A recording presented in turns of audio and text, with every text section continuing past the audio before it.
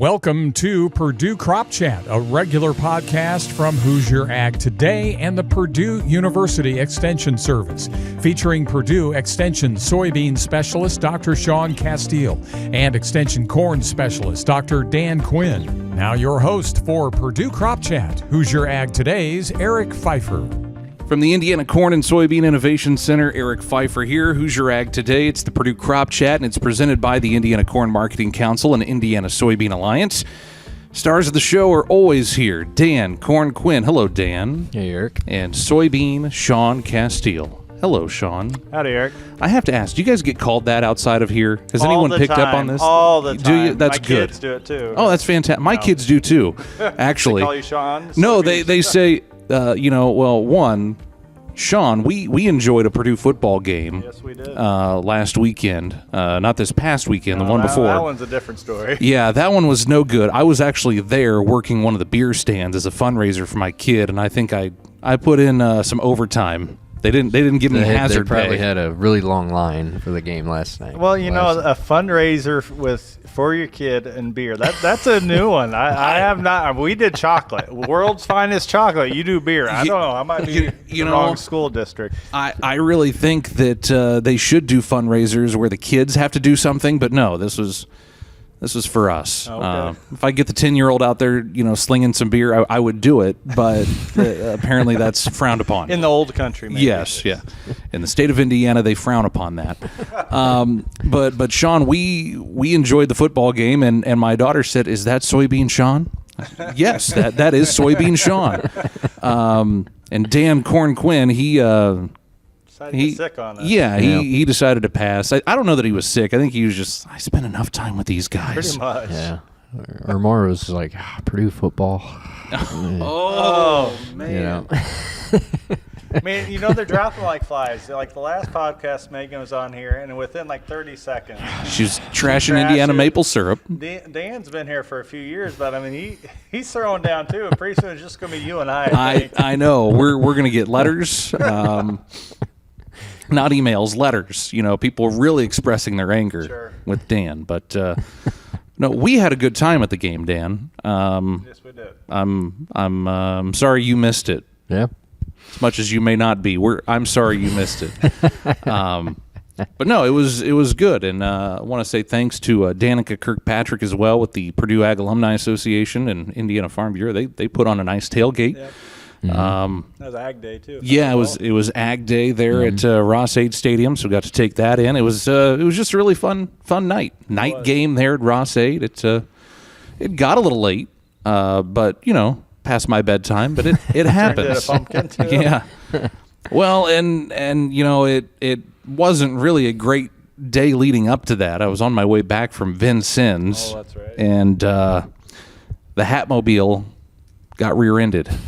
So, the fire that runs out the back of the Hatmobile, just like the Batmobile, those are down out of commission right now.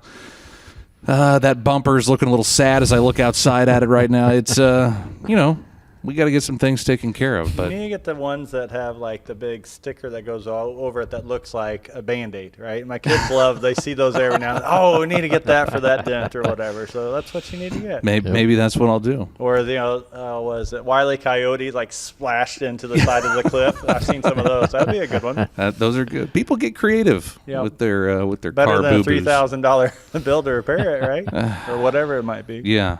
Thankfully, that one's not on me this time. So, well, hey, suppose we should start talking crops. It is called the Crop Chat. We will talk the dance talk you've had before. Let's talk about where we are with these corn and soybeans. Dan, USDA is really high on your corn here around the state. Yes, yeah. Nice choice of words. They are really, really impressed with what's going on around the state. I'm thinking maybe they haven't seen everything. Mm-hmm. We got a little bit of rain over the weekend, but that was pretty localized to us here in West Lafayette. It was just a small strand, and that was about it. Otherwise, it's been awfully dry. Yeah, very dry in a lot of areas. And too, that rain came through. A lot of the corn is either mature or knocking on the door of maturity. A lot of those areas, I wouldn't expect much, maybe a little bit of a benefit, but not much of a benefit from it. The number, has amazed me since it came out in August. 205, by the way. That's the number we're talking. Statewide average. I think, maybe there's a secret spot in the state that has 400 bushel corn that I'm missing. But what was interesting, I was looking, I told you earlier that, you look at all the states around us, I think Illinois, Iowa, Kentucky, and Ohio all went down, and Indiana didn't. So explaining that one is a good one. We're still early, so we'll see. I think the challenge with the yield estimates this year is it's going to be so variable. It's going to be variable within farms and then from farm to area across the state. I do think there's a lot of areas that took it on the chin with grain fill with these dry conditions that we've had. We've seen, some early, upper senescence of corn, top dieback on corn, just the plants just shutting down because it's hot, it's dry out there. We talked at length a lot of the foliar disease that has been around. I do think that's impacted a lot of the grain fill. But again, with yield estimates, the key piece and also the most challenging piece to get an accurate yield estimate is the weight of the kernels in the grain fill in corn. That can swing grain yields quite a bit. So until the combines start to roll, that's when we'll get a good understanding of where those yield estimates are. Southern rust, we've talked about it. Yeah. I think you'd be, and you can correct me if I'm wrong here, Dan, I think you'd be hard pressed to find a field in Indiana that doesn't have at least a little bit of it. Right? Sure. Is this like really every other thing out there that it kind of depends on when it hit, when it came in, as far as what kind of yield impact you might have from this? Yeah. Because I was on a farm here yesterday in Tippecanoe County, asked him specifically about southern rust. He's like, yeah, I've got it, but it's pretty low on the crop, and it's not, my upper leaves look really green and good. I think it came in too late to have much of an impact here.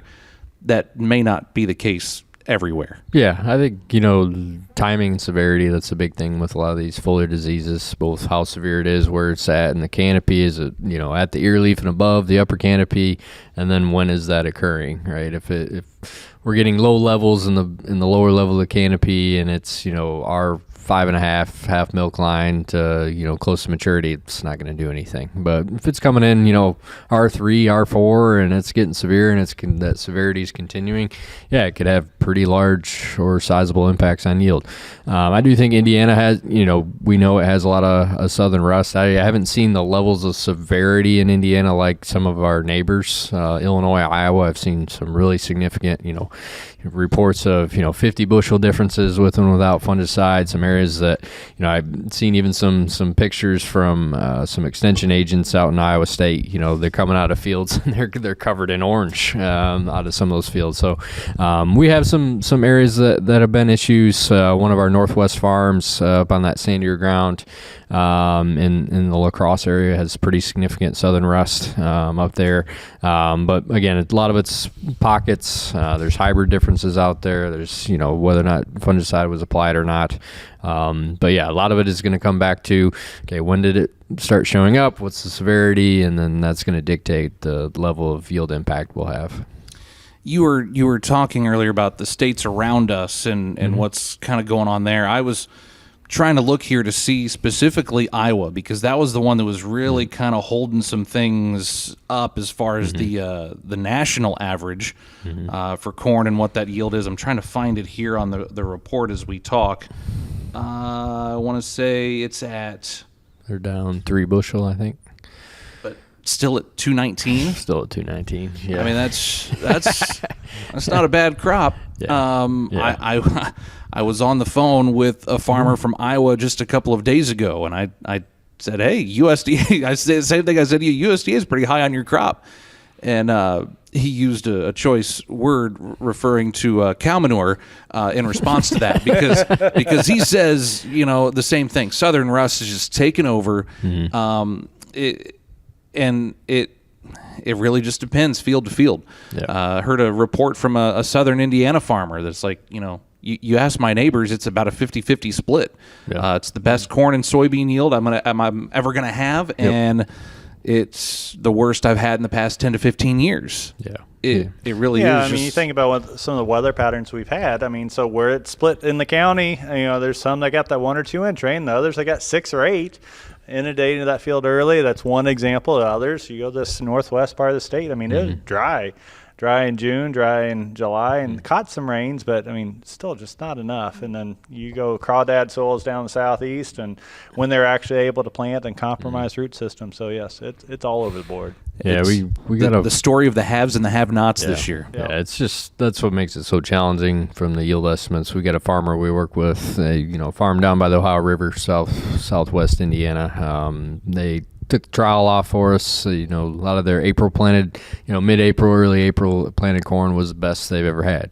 So there's going to be pockets that, are record yields for some farmers. But, on the flip side of that, some of the stuff that was planted a little bit later, more mid-May, even some of their soybeans that were planted a little bit later were not good.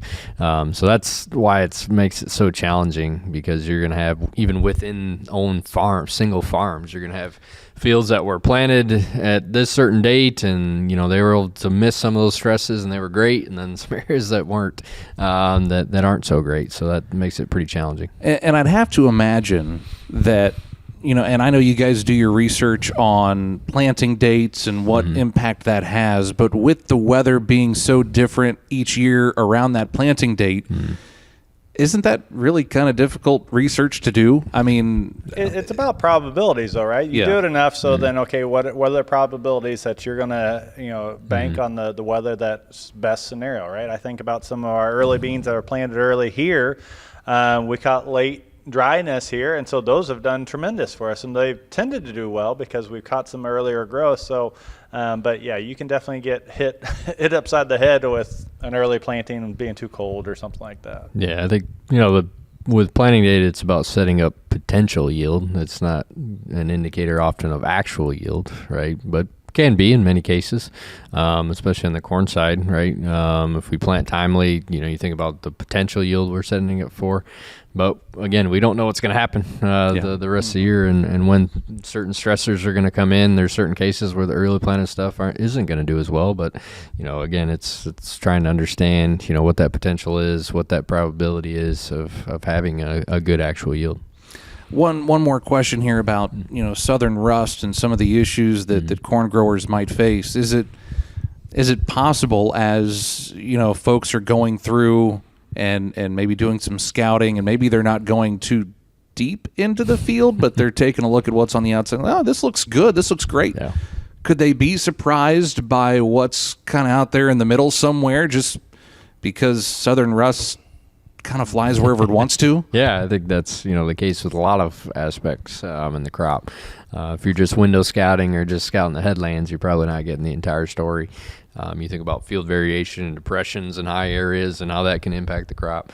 You could be missing a lot. So that's why we have to wait until the machine goes through and until we get the whole story. Yeah. Shaun, soybeans, USDA cut you a little bit of a break here with, I think they're still a little ways off from where you are. They are, but they went down to what, 61? 61. They dropped you a whole bushel. Well, we'll take it. I'm trying to help with the market price, really, is what I'm trying to do. There you here, go. Right? They need it. They need it. But no, I think that number's still going to be coming down. We do have beans coming off. There's a lot of beans that, it's September 15th, 16th, now 17th, and we've got beans that are getting cut that are around 60s to 80s, so depending, again, where you're at. Maybe not always the highest yielding potential with the early maturity group and early planting, but gain some ground with getting the combine going, getting maybe some old market price. But I cut beans yesterday that were 9.5% already. 9.5%. So it goes back to these beans are just turning fast, and we need to be ready for it. So whether that's regardless if it's September 16th or October 16th, I think there's a lot of yield that we need to save and harvest timely. So we've got those beans already coming, though. And you pointed out on the last podcast, and we talk about it each year, is those soybeans may they may still be a little green there. You've got to be ready to go. Yep, there's definitely some of that that's going to be occurring, especially whenever we think about those areas that did have a good growing season, and then they got some sort of stress that came in later. So the stress could be, disease. It could be an insect that, you think about bean leaf beetle, grasshoppers, green stink bugs. Had several of those calls in the last probably 4 weeks ago. And so, okay, do we do something or not? And yeah, I think there's some of those issues occurring. And then now we also throw into, we've had drier conditions other than a spotty rain here and there, but cooler nights, and we've had dewy mornings, bright sunshine, and so it's causing some weird things with a lot of the maturation process. There's beans that have this kind of a bronzing look to the field and are browning, and like, what's going on? So there's some unique things going on with this tail end of the season.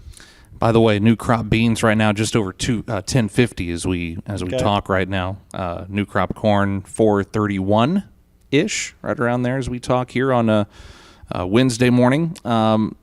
So yeah, keep trying to help that market price, Shaun. They need it. Well, it's the deal, right? I don't want to be the bearer of bad news, but I'm like, I just don't see that kind of yield level. And obviously, every farm wants to have. They're the high yield, and the other state might be the low yield. We'll get out of state here, but I think there are some good beans out there. There are some that are kind of in question, though.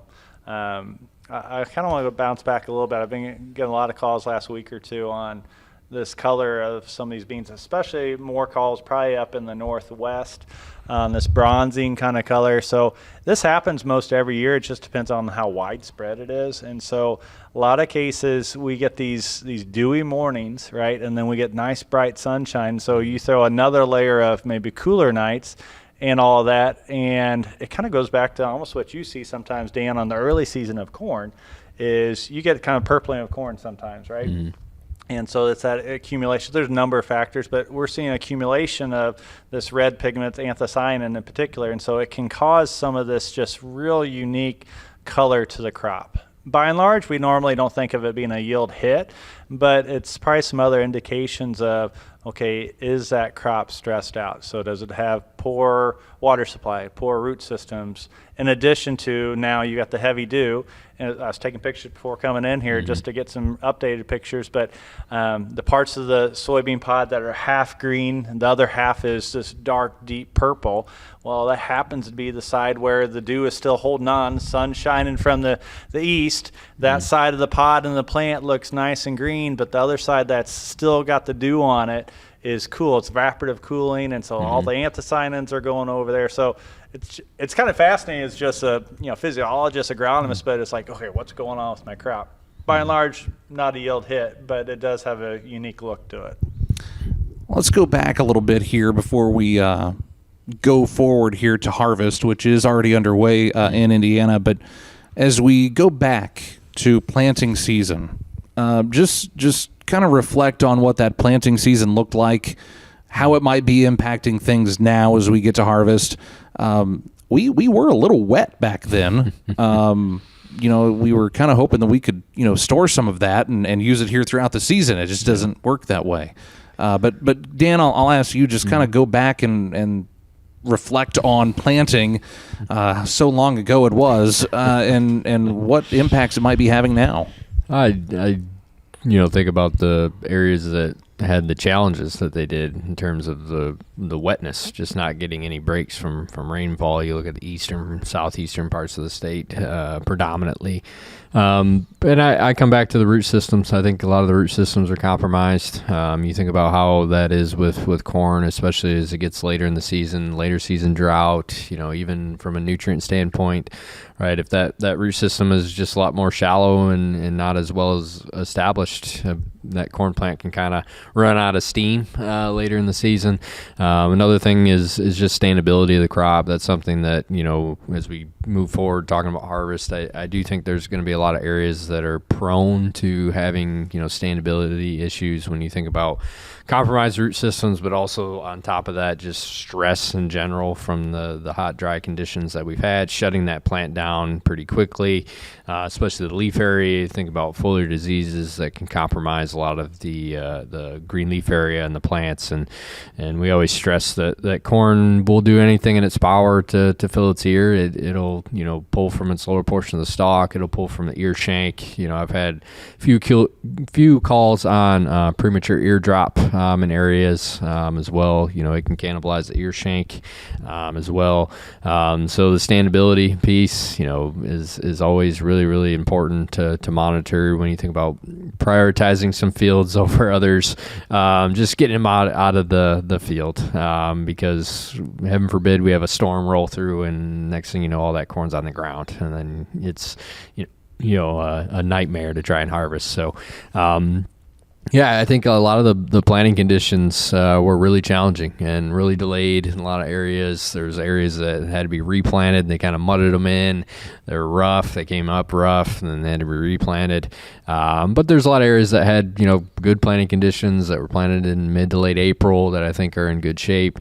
I think I'm concerned about the areas that had a lot of those challenges this year. By the way, I still think that, here in a month and a half for Halloween, you need to be cannibalizing corn crop. I mean, I just think no one in town would get it. That's where you get all the candy, is in town. You can't go out to stairs. Yeah. You'd have to go to farmers' houses for somebody to get it, but you got to drive a mile before you get anywhere. But I still think it's a great costume. Shaun, what about you? When you asked the question to Dan, I went immediately to stand establishment, not even just the planting, but just what the stand establishment was like. And not as much about plant population, but roots. Again, same thing. I think that so much of what we're seeing now, what we've seen a lot of this summer, has to do with the roots. And so whether they were compromised, so mudded in, compromised in that way, or there's fields that have had, let's go to the no-till versus the conventional till, or those that got cover, that, soil to seed contact had issues. So in that plant was delayed in development. And so all of those roots are causing issues or not causing issues because they have good root development. So I think about the fields that are compromised early because of access to water. With soybeans, roots are critical because those are the starting points for nodules for us, right? The idea of fixation, nitrogen supply. And so if we have anything that's compromising that, so we're hit on that one as well. And the other part that gets us on the soybeans, if we're delayed in the development, so if roots aren't developing well, the overall above ground plant is not developing as fast, we're going to be delayed and also cut short in terms of total number of nodes that we develop, right? So if we, that is a classic thing with soybeans, is if we plant later, we're going to tend to have fewer trifoliate nodes. Well, that's less attachment points for our pods on the main stems. Well, even if it was April 25th planted, but it was a compromised condition and that delayed development, it's effectively a delayed planting. And so then you don't have that opportunity to get those trifoliate nodes. So I think that just continues to kind of spiral out of control a little bit. Another field I was looking at today and a couple others where it is classic. I'm like, man, those two treatments, or those two, there's two treatments in this one. That one was definitely delayed, and you can see it to the row right now, same exact variety, just one treatment difference in delaying that, and it's causing issues now with seed fill and coming into harvest. Well, since you bring up harvest, perhaps we should go there, but we'll go there next. That's called a tease in our biz. We'll talk about harvest Until next. He's in the media business. Yeah. Amen. Yeah. He has to talk himself up, so that makes it sound really cool, too. It's an ego thing. We're all egomaniacs. That's why you brought the videos in now, haven't you? You better believe it. It wasn't enough just to hear myself talk. Now I need to see myself talk, too. All right. No, we'll talk harvest when we come back here on the Purdue Crop Chat.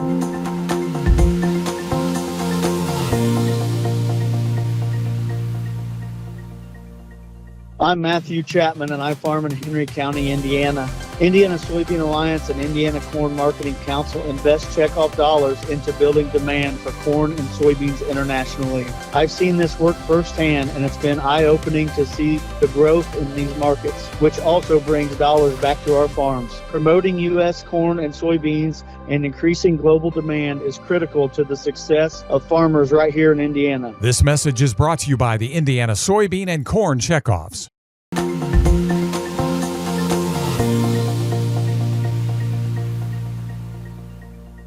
We're back on the Purdue Crop Chat from the Indiana Corn and Soybean Innovation Center in West Lafayette, and we do thank our sponsors, the Indiana Corn Marketing Council and Indiana Soybean Alliance, Dan Corn Quinn, Soybean Shaun Casteel, and Eric Pfeiffer. Notice I never gave myself a nickname. I'm okay with that. Well, I'm sure you two have nicknames for me. Oh, we do. But they may not be appropriate for air. Well, it's better than you just saying the Eric, right? Yeah, or, yeah. I mean, you do stand alone like the Fife.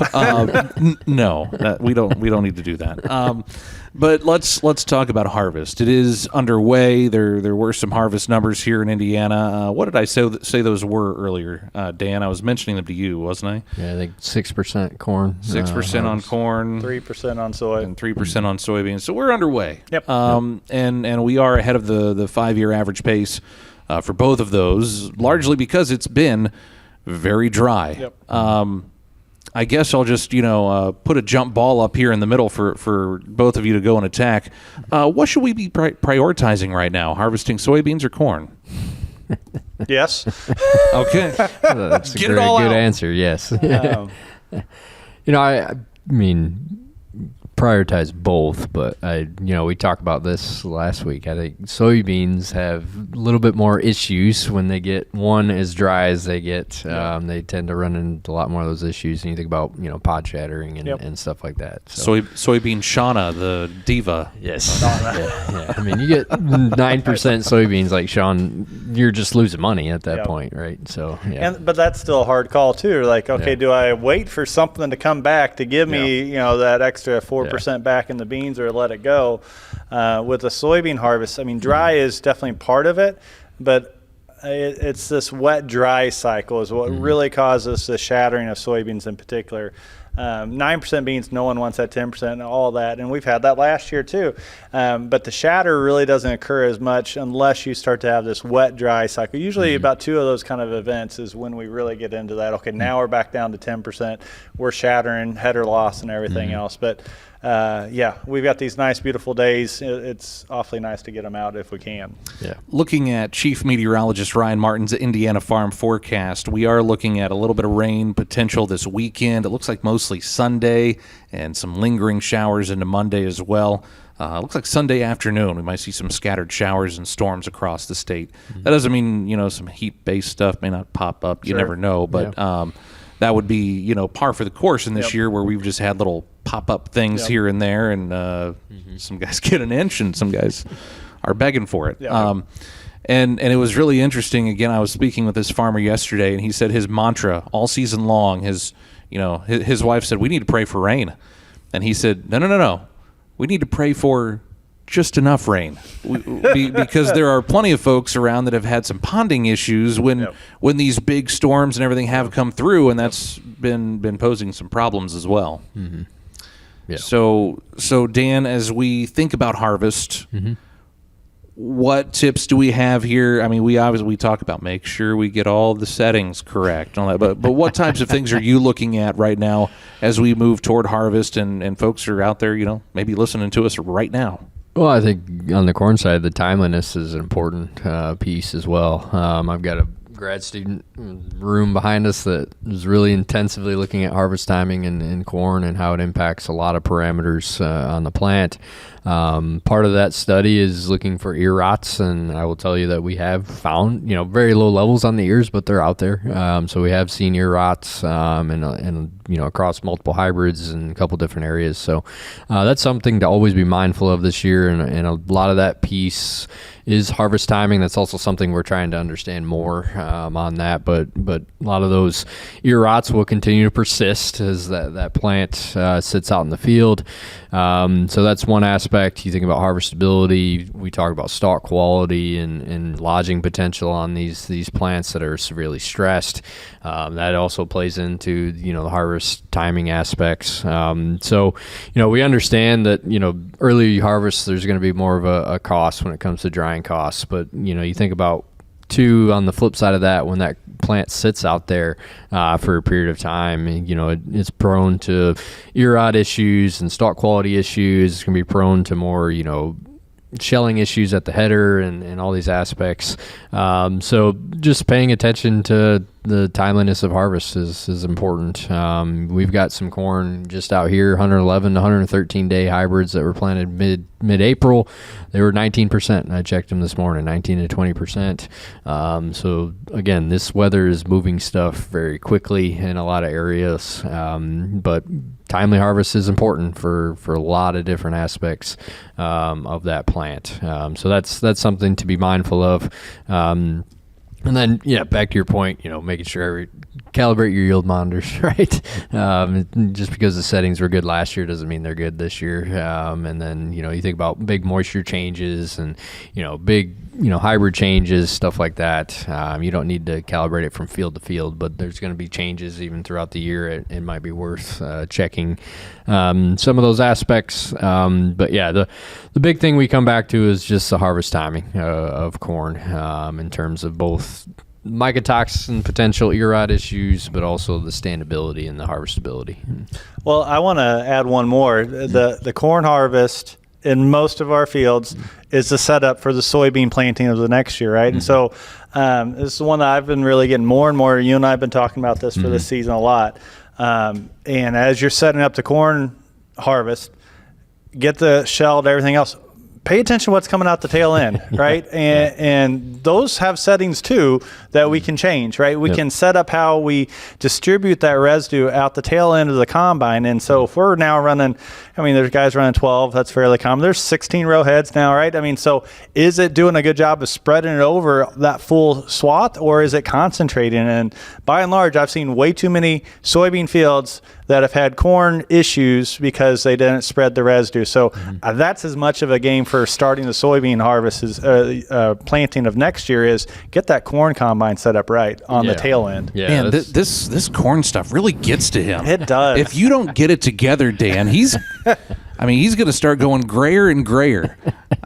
Well, to that point, you think about yields, right? The higher we have, a lot of work that's been done, even work in our own program here at Purdue, that as those yields increase, the amount of residue that plant has continues to increase. It's a pretty strong linear relationship. You start pushing 300 bushel corn. Another thing is combines aren't getting smaller. You think about 12, 16 row heads. That's a lot of fodder coming through that machine, and you think about how changing the settings, but also how difficult it is to even just spread it in general coming out of the back of that machine.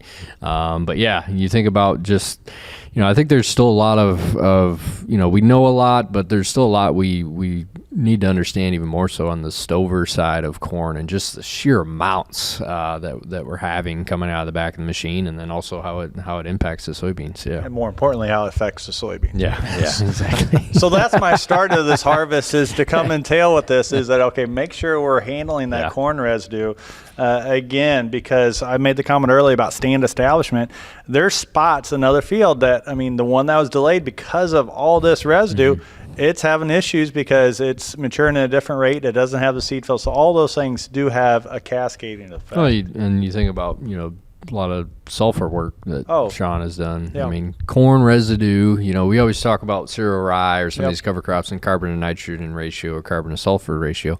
The worst one is corn residue. Yes, it is. It has super high carbon, and that can immobilize nitrogen. You think about, well, why do we need more nitrogen in corn on corn acres? Well, a lot of it is the residue. It's immobilizing a lot of that nitrogen out there, and we always get the kind of misinterpretation of that the soybeans are supplying, corn soybean rotation are supplying nitrogen. Nope. A lot of it is that's the residue, right? Soybean residue has a lot lower carbon. It doesn't immobilize as much of that nitrogen. We see that with sulfur too. So that I think that's another piece of that equation is just these stover levels are getting so high, and as we continue. Again, our goal is to keep pushing those yields higher and higher every year, but on the flip side of that is that the stover is getting higher and higher. And you think about the hybrids that we have today, the stock quality that we have today, a lot of that has been built in for breeding. Also can challenge some of the degradation of those hybrids too. So yeah, that's an important aspect. Also understanding what's coming out of the back of the machine and how it looks. Shaun, I assume that timeliness, we've touched on it already a little bit, but that's a big part for soybeans here as well. What else? Yeah, so being timely in there, making sure that we understand this crop, a lot of the fields this year, it's going to look different. There's going to be spots that have the green stems and the pods are ready, so be mindful of that. There's going to be some that are maybe not green, but yellow on the bottom, but the top is brown. So this idea of we're having this anthocyanin buildup, I'm seeing this already. It's like the upper 12 inches of the plant is like, it's almost like a totally different plant that's harvest mature, and the bottom 2/3 is a different color altogether, and those are still ready too. So don't let this color fool you. You got to go out there and check it, see if the beans are ready.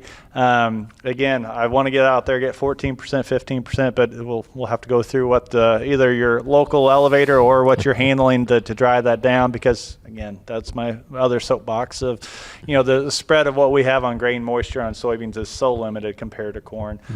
The other part, same. I want to make sure that you're spreading the residue. It doesn't have quite the residue that we have on the corn side, but make sure that's getting spread, again, for uniform placement. You think about returning nutrients to the soil.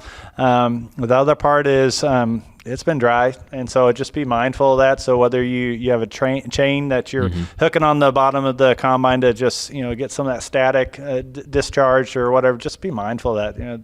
Don't go out in the middle of the field with your truck and the catalytic converter's right there on. That doesn't take long to take a field out. Yep. Travel with that fire extinguisher, all the safety things. I believe next week is National Farm Safety and Health Week. That's probably a good piece of advice there. We definitely need to be watching out for that. What else do we need to talk about here, guys? Like, I feel like maybe we should just cut this thing off so you guys can go get in the field and start harvesting. But you've got students for that, minions for that. So you guys don't need to go anywhere, right? That's right. Yeah. So Dan, what else do we need to cover here? Are we worried about vomitoxin stuff this year? We haven't had any reports obviously yet. It's very very early, but we've had this issue now for several years. Yeah, it's something to be mindful of. The challenge with vomitoxins is it's really hard to see it unless you get out and pull husks back all across the field. But I would just reiterate that we have some very intensive studies with Darcy and myself and my students that they're pulling ears like on every 4 days, and we found it. It's out here. A lot of areas that I thought were dry and we probably wouldn't see it, but it's very low levels, right? I wouldn't expect any dockages issues from what we found. But it's there, so be mindful of that out there. Again, it's really hard to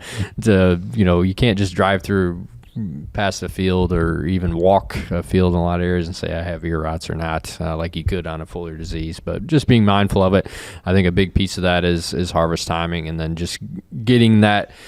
Another thing with vomitoxins is not only when you harvest, but getting it dried. So getting it below 14% moisture in the bin, and then storing it in a cool, dry place. So not only can ear rots kind of persist and get worse on the ear as it's out in the field, if you don't store it properly and you don't dry it correctly, it also can get worse in the bin. So with it drying pretty naturally out in the field, right? Does that lower the risk here? Yeah. Yeah, so the bad years are when that corn is just not drying down. 2023 was probably the worst year that we've had. Outstanding grain yields, outstanding grain fill during that year, but there's a lot of areas in the northern part of the state, and I think we talked about that. it just wasn't drying down. That corn just was not drying down.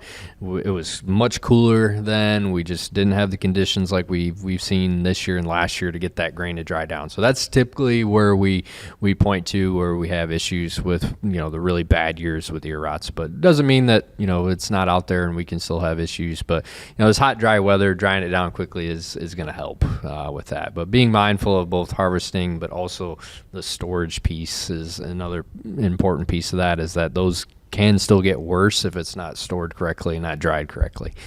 So being mindful of those.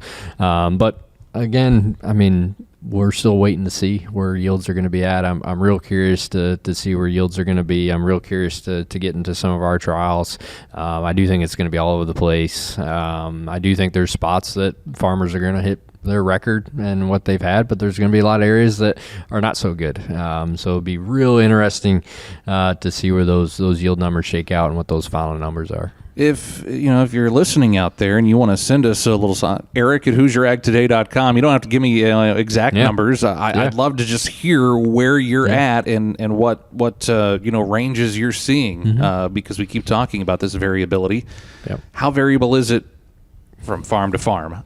It could be pretty interesting. I'd be happy to take those emails. Again, Eric at HoosierAgToday.com. Shaun, final thoughts here as we wrap up today? Yeah, I think we just go back to echo, make sure the combine's set properly mechanically as well as electronically. Think about the yield maps and what those can do for us. If your fields are still a little ways out, this is a good opportunity. I say this most every year. If you got access to a drone or just to get out there to say, you can really see what's spatially different in your field at this moment on soybeans in particular. I use that more so because we're running 35, 40, 45-foot heads, and all of a sudden our precision is really just getting kind of washed away a little bit. So I think we can gain a lot with a late season flight and just that crop telling you where there's some oddities in that field. So if you have an opportunity to do that, I think that'd be wise. We are drying out in some of these fields, so be mindful as you go into any of the soil sampling, what that can do if you have cover crops, soil to seed contact, all those things that come to my mind. So let's just be mindful of that and be timely with our soybean harvest. All right. Well, here we go. Everyone's favorite part of the show. We've got USDA at 205 for corn. We have Dan Quinn at... I'm still saying like 195. 195. Because last year was 198, and I will stand on this hill that this year was not as good as last year in the state. Double record, come back here in January when the final number comes through. Yep, and I will be wrong. I think January. We've got a whiteboard right behind Shaun here. I think we need to start writing some of these up here and just keep it going. 195, I'll put it there. 195. Barker. Shaun, we have USDA at 61 bushels per acre. We have Shaun Casteel at... I'm still at 58.5. Still at 58.5. He told us last time we might be struggling to get that. But I think, but, these early beans planted early, again, localized, hitting some of the 80 numbers, okay, but I still think we're hard-pressed to get above 58.5 at the state. Okay. We'll see who wins. There might be, cash prizes for the winner, though I don't know who we give that to at USDA. There you go. How do we determine who wins? Right? Who's closest by percentages, or I am the arbiter of victory. Okay, whose line is it anyway? Where points don't matter. The points don't matter. It's all made up, and the points don't matter. That's really the mantra of this podcast. Yeah, that's the slogan of this podcast.